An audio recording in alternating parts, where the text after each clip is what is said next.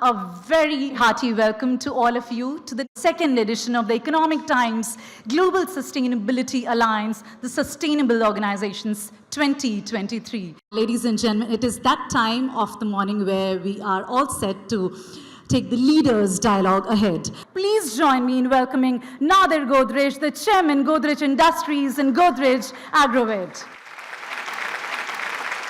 The Godrej Group has clearly taken strides from your own operations, your net zero plans by 2035, and the fact that you're looking at everything from packaging to intense societal actions. For a company that's just starting out, what would your advice be in terms of the 3 or 5 things that they should be looking at? I don't think it's a question of spending money, but a question of brain power. So the first thing you should do, have somebody in charge of sustainability. It doesn't cost much. The savings are probably going to be more than the cost, but it does require a lot of thinking. All we need to do is get the talented people and tell them to figure it out. So the first step is get somebody in charge who can help articulate the problem and help you let the top person interact with them, and of course they should interact with the whole team. The team will come up with wonderful ideas once there's somebody to prod them. So have you seen you face resistance early on, and within the organization, how were you able to win people over in the balance between profit and purpose? When we started our program, Good and Green, along with the consultants, we actually interviewed everyone in the organization. And everyone in the organization were very enthused with this idea. That's another gain for being sustainable, because you get employee buy-in. Right. And they gave a lot of ideas, and in effect, the employees designed the program. So once they designed the program, there's tremendous amount of buy-in. Since you started the preservation of mangroves much earlier and much sooner than others, so what triggered that thought process? It was, I think, my uncle Saurabh Godrej. He was a very, very early environmentalist. He helped set up WWF in India. He helped push Indira Gandhi for Project Tiger. So, in fact, in those days, I was a bit skeptical. Okay. I was a little bit skeptical about climate change also in the very early stages, though I must say that the head of a department of chemical engineering at MIT, Professor Bador, in my last year at MIT, asked me to write a paper on carbon dioxide in the atmosphere. Oh, wow. In 1973, he foresaw this problem. Mr. Godrej, thank you so much for your insights. Thank you very much thank for you the for your wonderful time. questions.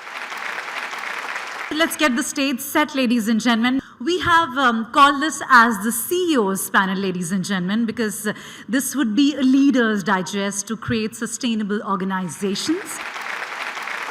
Deepak, how have you gone through your journey of incorporating sustainability in your purpose, into your corporate strategy, and taken that journey along? So, first of all, I think ethos, intent, putting money where your mouth is, getting into a business which actually will promote sustainability and green. So, as Sustain, we build green projects, we build renewable energy projects. Move to you, Sumit. So, doing more with less comes inherently to us. It's a corporate direction for us to go green, to be more sustainable, both at the India and the group level, which is based in Singapore and works in another 10 geographies outside of India. So we are pledged to be carbon neutral by 2030. Rohit. So fortunately, I represent a company which is net positive, and we sell D-REX every quarter and sell it to industries who need to buy them and maintain their neutrality or go towards neutrality. So our main goal is, of course, to create shareholder value, but at the same time, everything that we do is sustainable. And it has different types of impacts. So the role we play is that we provide green energy solution. I want to get a summary in. So everyone talks about plastic recycling or paper recycling, but no one really thinks about sanitary pad recycling, right? No one has really realized that menstrual pads are gold. You can save so much carbon from it. And we developed this technology called PadCare X, wherein we are able to convert soiled sanitary pads into recyclable cellulose and plastic. Technology can work there. You have to be ready to change it. You have to be ready to pivot your model. And that is how we brought this whole transformation into place. Well, the next session would be an in-conversation session, ladies and gentlemen, that will talk about multilateral solutions for a better tomorrow. We need to love our planet. If everybody starts loving the planet, then I think the problem would be solved. What would be the next steps, the projects you are looking into from the ground level as you have been always? See, we are working on 100,000 people in Mumbai. I want this to go to at least 1 million in next 3 years. You know, one of the things which are working was a lifeline of Mumbai called River Mithi. You know, the floods happened. You all heard about it in 2005. The first 2-3 kilometers, it took me 4 years. Imagine with a small base of volunteer or around 14-15 volunteers and for all locally, okay, to understand actually why they are generating the waste, why are they throwing it in the river. Because you see, the government reports, if you see River Mithi, or you see multiple thousands of pages, 3 words in those reports: solid waste, liquid waste, mindset. So at least somebody who's from the civil society could work on solid waste and the mindset. Liquid state, of course, the government has to work. So we have done 3 kilometers now. Hopefully this should be extended to the whole 18 kilometers.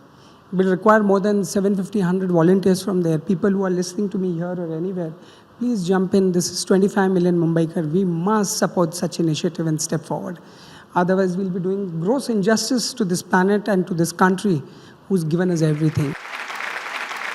It is a CXO panel again, and the CXOs are going to hash out the corporate action that will serve as a catalyst for sustainable business growth. Pawan, what really drives you as a CFO when it comes to sustainability? Today, I think sustainability is a basic business need. So all your business decisions have to be taking care of the sustainability aspects. Wilma, when we look at circular economy, one of the important aspects is recycling. So over to you. So recycling is an end destination for our waste. But there is a whole system that needs to be built around collection, aggregation, sorting, cleaning, and then making sure that recycling happens. There needs to be more infrastructure, more work done around actual recycling. And this recycling needs to be formal. This recycling needs to have the environmental kind of requirements and the social requirements as well. Ravi, what's really driving that sustainability agenda? Yeah, so when we look at that, one of the key aspects that we focus on is how do we translate the sustainability considerations into relevant business objectives, and how do we incorporate the sustainability imperatives into our business design as well. Again, how do you validate that information? That again becomes a critical aspect. Obviously, this is not an easy process. For us, sustainability starts with the consumer. People who are producing the food security is sustainability for us. Coming forward and warming just in a bit would be a sustainable leaders dialogue, ladies and gentlemen, where we will build the social value through not just health, safety, but also well-being. One wish that you have for this space of, if you wish the world, India, your company, whatever, did one thing, what is that one wish you would have for health, safety, and well-being? We'll start with Kiran. Yeah, not exactly about India, but I think collaborative efforts should be more in this space because everybody's have started working on this space. But what is happening is people are working individually. So more collaboration should be the key. My one wish would be for a national analysis of our road conditions because that's really the need of the hour. I believe our rate of accidents can seriously go down if we have a thorough engineering analysis of all our roads because some of them are unsafe by design, and that is a serious national problem. Upliftment of women and including them in the workforce, because the money that the lady earns actually goes back for better uses for the family and well-being of the family. We have created a program called Lodha Unnati, where we are actually upskilling women to come into the workforce and participate in the nation building. In safety, they say that if you don't reprimand anybody, if you don't punish anybody, nothing is going to happen. But I don't believe it. It's humanizing safety, what I would be dreaming about. So we need to humanize. If there is a life in an element of safety, wo jivant hai, otherwise it's dead, nothing more than that. So humanizing safety is something what I dream of in future. At Adani Green, actually, we have our target for install the energy capacity, renewable energy capacity, that is 25 gigawatt by FY25 and 45 gigawatt by FY30. So our, actually, we want to we develop this project by zero harm, zero leak vision. Deloitte has a world climate program where we are taking steps to achieve net zero goals by 2030. We are working with our clients and other partners in the community to collectively achieve climate neutrality and to mitigate impacts of climate change. For example, we are working in the state of Haryana on a 100-hectare afforestation program.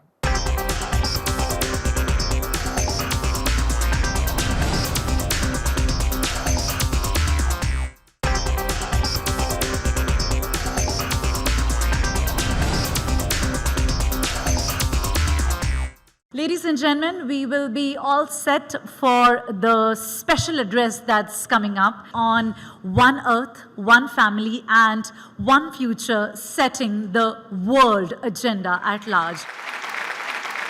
This is one word which should be a synonym of inclusivity, because sustainability is not going to be possible without each one of you. Shri Narendra Modi said in one line that PPP is not enough. It is important to add the last P, which is people. Sustainability is not a one-man's job. Development and sustainability, the balance has to be managed. That balance is what we need to seek all together, because nothing can stop developing India. India will surely and certainly become the next superpower. And for that, we need development in every single area, in every single sector, and every single segment. But that needs to be managed and balanced with climate, with sustainability. Thank you so much. It's time for one of the key highlights of today. It's time for the celebrity fireside chat. But with that, I think you're all set to lend your ears to the voice of eco-warriors, as they say. How, as an entrepreneur, you have been supporting this idea of growing the businesses sustainably? I think ultimately we're all here to create value. Yeah. And sustainability and innovation is the way forward. Development today cannot be divorced from innovation, technology, and of course, sustainability. It's the one pillar that we simply cannot do without. One of the things that I'm very passionate about is Sunfuel. Sunfuel is an electric charging infrastructure business that I co-founded, and we are very happy that we are part of India's journey to enable a large ecosystem of charging electric vehicles, which will in turn be instrumental in adoption of electric mobility. But what's also interesting is that we also have interest in generation of clean power. With the kind of resources that India has in terms of natural resources, the kind of sunlight days we have in a year, we are poised to be the largest producers of solar energy. The way forward is creating more value. We want to be a $1 trillion economy, and that's only going to happen through innovation, technology, and development, and sustainability hand in hand. The Economic Times Sustainable Organizations 2023 will go on to recognize the dedication, the hard work of organizations that are contributing towards sustainability efforts. It is time, ladies and gentlemen, that in your August presence, we unveil the Economic Times Sustainable Organizations 2023 Coffee Table Book.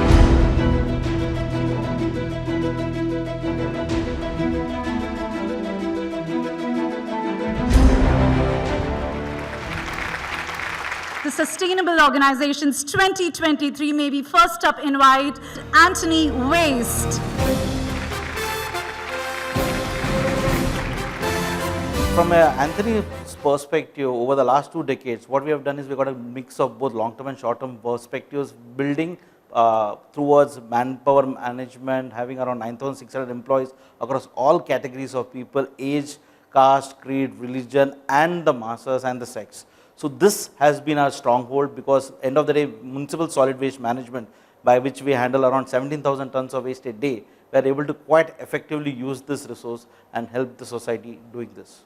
The most important step for an organization to do segregation of waste at source. That's the most critical part, because if you do segregation at source, disposal of the waste, resource extraction is becoming easier, and it's not becoming an economic liability and an environmental liability to the society at large.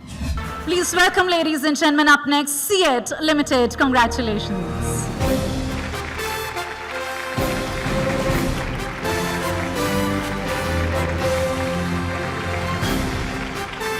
At CEAT, we recognize the fact that we are in a high energy consumption industry.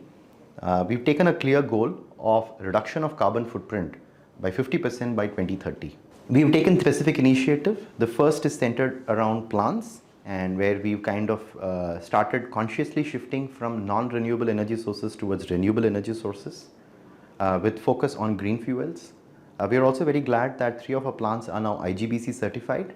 And since FY21, we've been able to realize almost 20% reduction in consumption of energy. The second clear initiative that we've taken is an impact that our products can create with consumers. Partnering with Bureau of Energy Efficiency, CEAT has taken a voluntary drive to have 5-star rated tires for consumers. Green Ply Industries.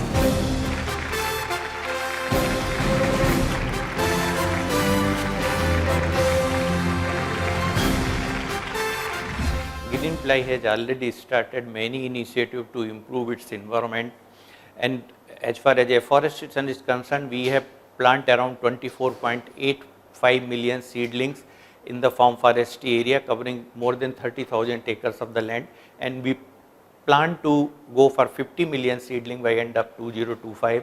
It is the first organization to have the FSC FM. We have gone for the E0 series of the ply, which is unique in the India. HIL Limited. Congratulations.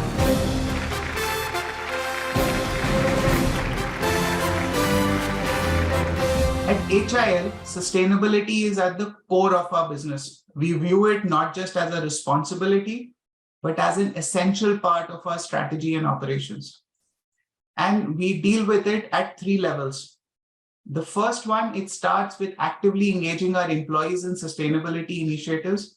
It then translates to our ways of working, which are all geared towards reducing our carbon footprint. And third, perhaps the most important, is our product innovation efforts. Next up, may we please welcome Limelight Lab Grown Diamonds. Congratulations.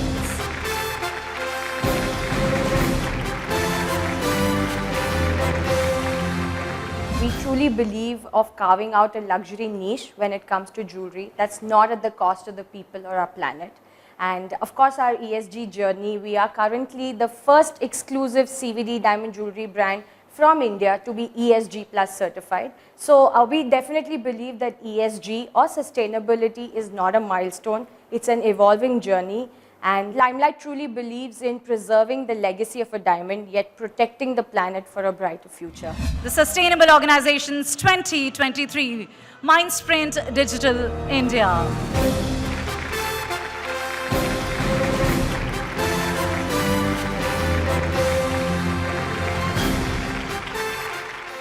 All right, OMC Power, you're up next.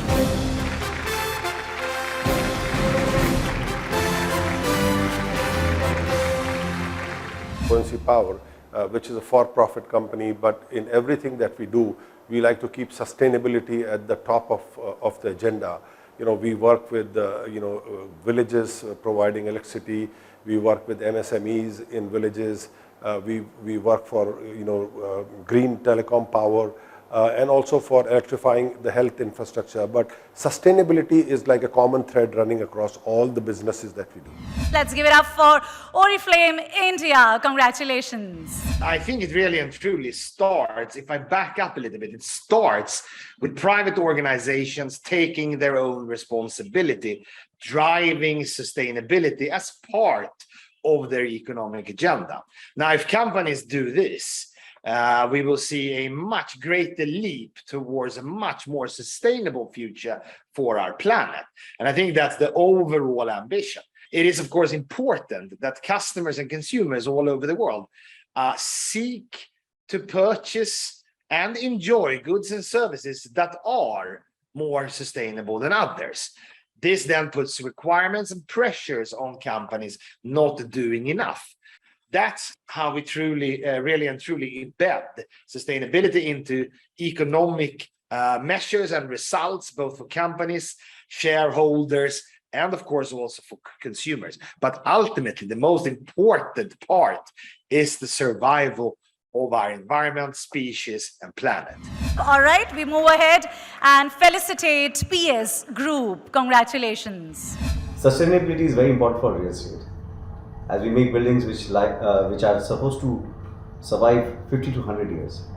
And for these buildings to be relevant, they need to be sustainable. At PS Group, we make sure that we make all the buildings designed as green certified buildings, and we use green certified products in developing such buildings. We also follow the policy of reduce, reuse and recycle. All right, we move ahead and felicitate UFlex. Congratulations.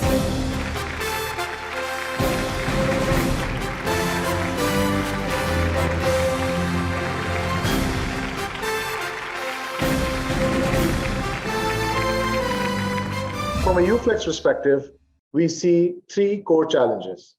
The first is access to food and water. The next is equal access to capital and education, as well as employment and wealth creation. The way to address these challenges is to achieve these from solutions that come from a fossil fuel plastic free perspective. And how do you achieve that perspective? It is through decarbonization technologies from clean tech, as well as mechanical and chemical recycling when it comes to polymer solutions. Let's hear it for the Danube Group, ladies and gentlemen.